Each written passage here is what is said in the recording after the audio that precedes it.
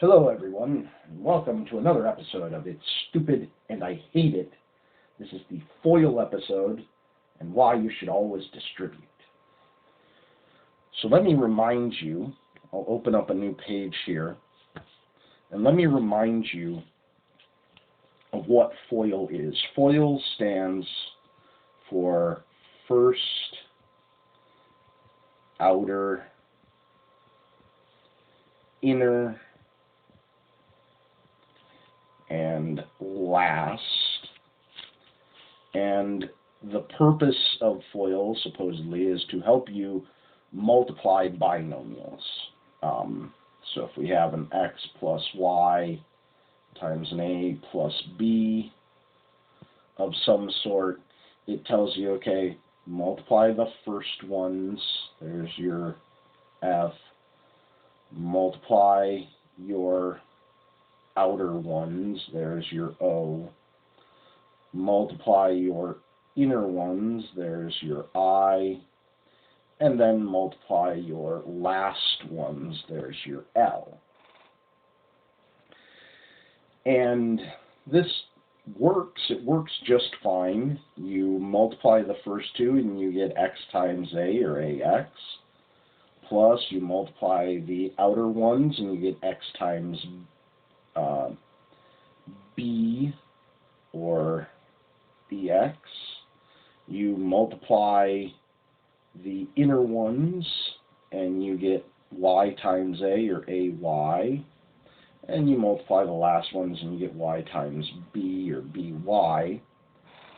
And then if you have any like terms, you can put together like terms and that sort of thing. Usually the like terms that you're going to wind up seeing are here in the middle. So that's as much of an overview as FOIL as I'm going to give to you, because this is where I'm going to show you why it's not worth doing. Okay? So let me go over distribution instead. It does the exact same thing, okay? So distribution, again, let's take that same one, x plus y times a plus b, okay? And the idea of distribution, if you think of distribution, a lot of times you think of, if I have like a times, or x times some a plus b, it'd be x times a, which is ax, plus x times b, which is bx, and that would be, that's what most people think of as distribution, okay? And this distribution here, this way of doing distribution is going to do the exact same thing, but what we're going to focus on and what I'm going to show you is treat one of these as an entire entity. Let's say this a plus b right here. And let's multiply it by that thing and multiply it by that thing. Okay? That would be this x times the a plus b plus, that's that plus right there, y times that a plus b again. So as you can see, I have indeed distributed the a plus b to each part of this one here, okay? And then you do indeed do the normal distribution as you sort of, as most people think about it, and you get x times a, which is ax, plus x times b, which is bx, plus y times a, which is ay, plus y times b, which is by. And as you can see, we got the exact same thing. Now, you might be looking at this going, oh, that was more steps than FOIL. Sure, it was. However, let me show you a practical application where FOIL doesn't work, but distribution still does. Okay? So let's say I wanted to multiply 3x squared minus 7x plus 2 times, I don't know, 8x squared plus 3x minus 5. Okay? Now I want to demonstrate to you, FOIL cannot be applied to this. Okay? Because FOIL only deals with 2 and 2.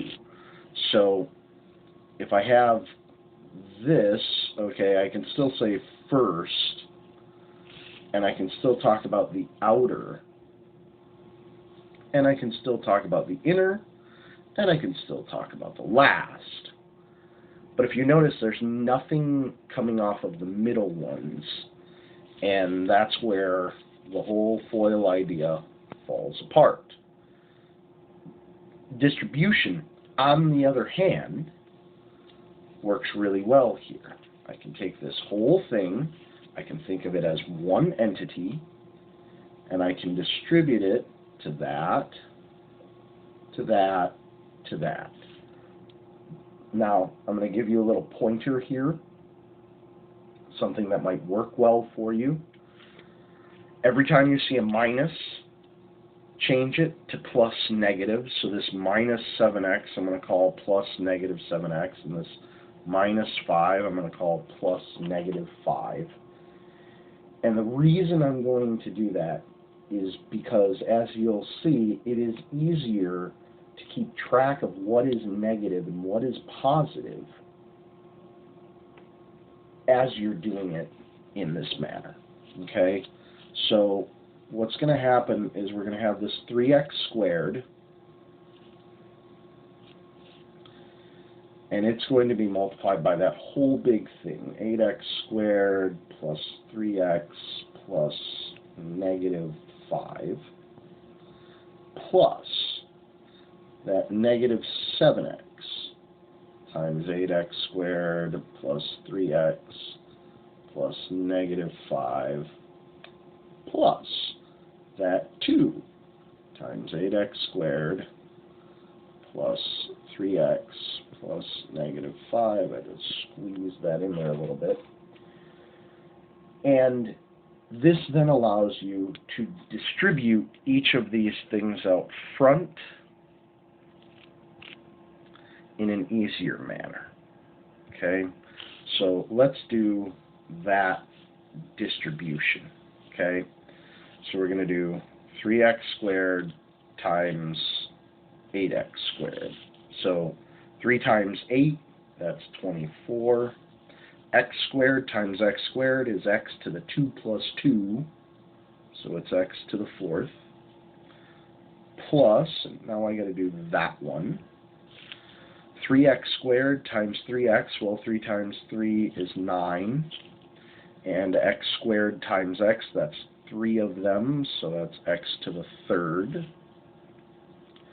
plus, and then I'll do this one, 3x squared times negative 5. Well, 3 times negative 5 is negative 15 times x squared. And this is where this part right here, getting this number, is where writing minuses as plus negative is really super helpful. Because you might remember to put the minus, you might not know whether it's necessary, but here it's very clear a positive times negative is a negative. So then we keep going, plus, and that is that plus right there. Okay? And then we're going to do this negative 7x times, that's a squared right there, this negative 7x times 8x squared. Negative times positive is negative, and 7 times 8 is negative 56, and x times x squared is x to the 3rd. Okay? Then we're going to do that multiplication right there. And negative 7 times 3 is going to be plus negative. Negative times positive is negative, and 7 times 3 is 21. And x times x is x to the second. Plus, I'm going to have to start squeezing these in here a little bit. I'm running out of room, as you can see. Negative 7x times negative 5.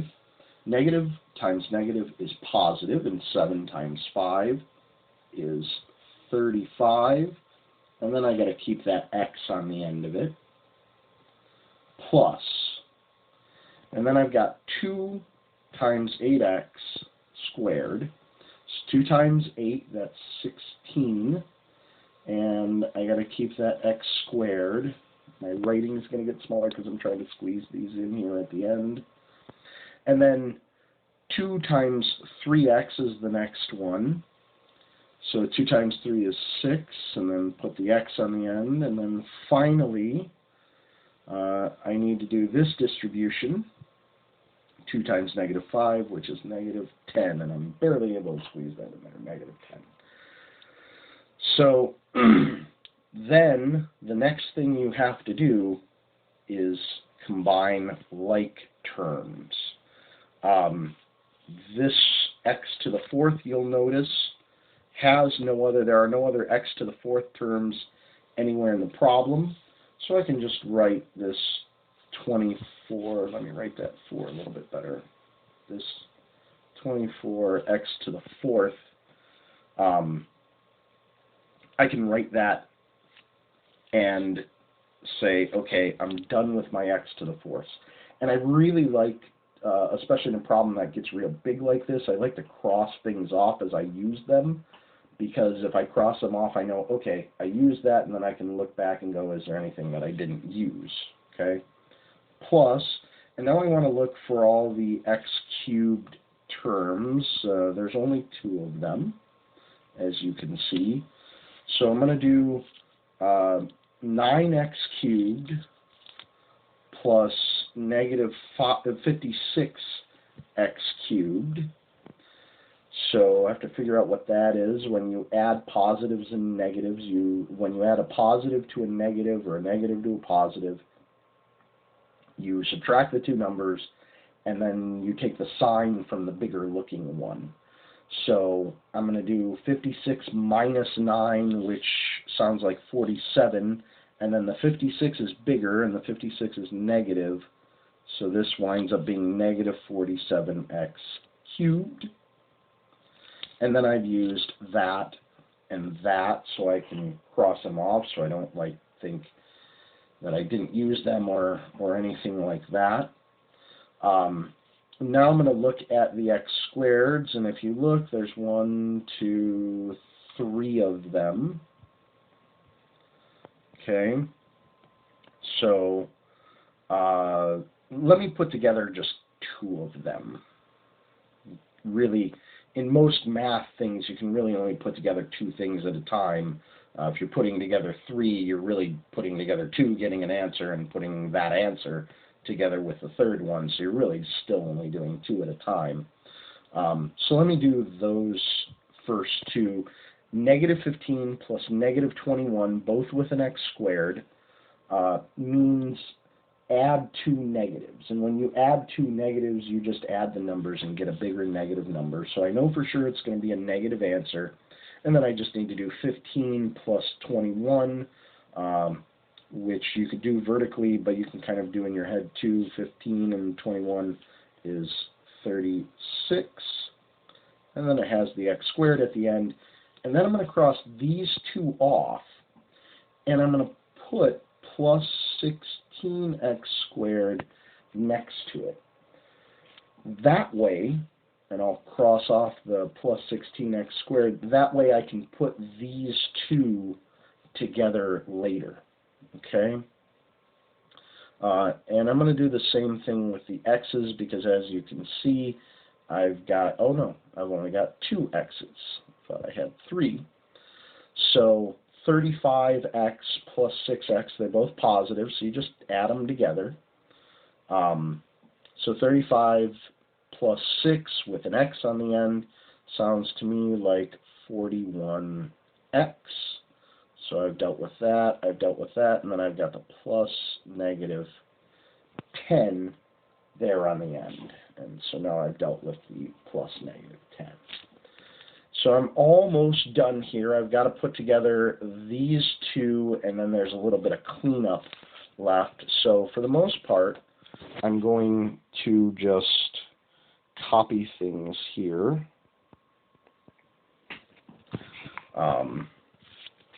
24x to the fourth plus negative 47x cubed. Neither of those need anything done with them yet. And then I got to put together these two right here. Okay? So when you add positives and negatives, you subtract the two numbers and go with the sign of the bigger one, or the bigger looking one, I should say. So we're going to do 36 minus 16, which is 20, and then the 36 is negative, and that's the bigger looking of the two numbers, so it's negative 20x squared. So now I've put those together, and then plus 41x and plus negative 10. And there I've combined everything that I need to combine. So the last thing that I can do, and I'm not saying you have to do this. What I will say, however, is that you should get used to the idea that you can do this next step, because it's very rare to see plus negatives on like choices for multiple choice tests like the SAT, the ACT, and tests that teachers give that are multiple choice. What you almost never see is plus negative. Instead, that plus negative gets changed back into a minus. Okay? So this is going to be 24x to the fourth, and then plus negative, you see one right there. I'm going to change that into a minus 47x to the third. Minus and plus negative are the exact same thing. I have another plus negative right here, and so I'm going to change that again to minus 20x squared, and then I have this plus 41x, and then I have another plus negative, and that's going to change also to minus, and it's going to be minus 10. So that's how you do a larger problem with distribution, because FOIL fails you in this case, and I hate things that are one-trick ponies, and that are not only one-trick ponies, but that allow you to forget other things, to forget other skills. Please do not forget the skill of distribution. It is a much more important skill. FOIL is just a specialized version of distribution, and quite honestly, it doesn't deserve your time. Okay? So that is all for this video. Thank you so much.